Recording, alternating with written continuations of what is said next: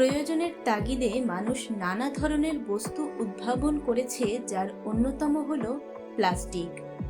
প্লাস্টিকের তৈরি জিনিস মানুষের জীবনকে অক্টোপাসের মতো জড়িয়ে রেখেছে। বিশেষ করে পানি পানের জন্য প্লাস্টিকের বোতলের ব্যবহার অনেক বেশি।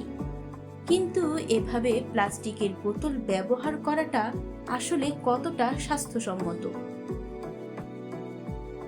দিনের পর দিন একই প্লাস্টিকের বোতলে পানি পান করলে তা শরীরের জন্য হয়ে উঠতে পারে অত্যন্ত ক্ষতিকর, কারণ এটি মোটেও স্বাস্থ্যকর অভ্যাস নয়।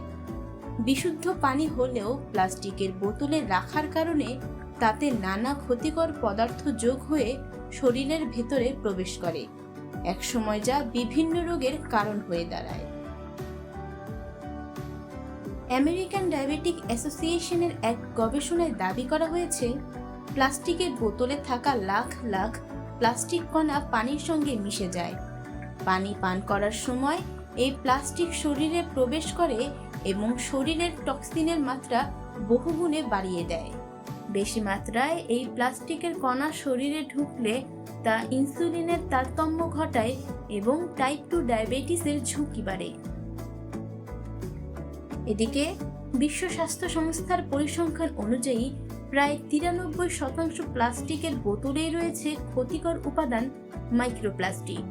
আর এই বোতল ব্যবহারের ফলে শরীরে যে ক্ষতি হয় তা শুধু ব্যক্তি বিশেষেই সীমাবদ্ধ থাকে না, ভবিষ্যৎ প্রজন্মের মধ্যেও এর প্রভাব পড়ে।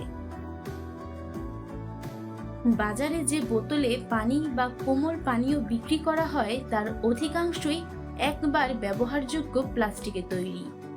এই ধরনের বোতলে দিনের পর দিন পানি পান করলে ক্যান্সারের আশঙ্কাও বাড়ে।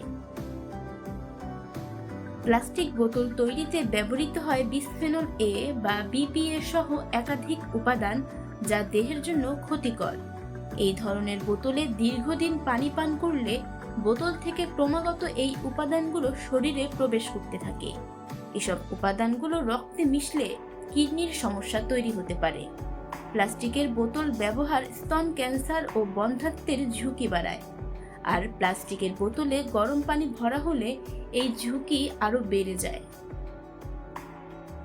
তৃষ্ণা নিবারণ যখন জরুরি হয়ে ওঠে, তখন পানির পাত্রের দিকে নজর দেওয়ার সময় সবার থাকে না। প্লাস্টিকের বোতলেই পানি পান করে থাকেন বেশিরভাগ মানুষ। তারপরও নানা ধরনের অসুখ থেকে নিজেকে রক্ষা করতে হলে প্লাস্টিকের বোতলের চেয়ে সবচেয়ে নিরাপদ হলো কাচের কিংবা স্টিলের বোতলে পানি পান করা।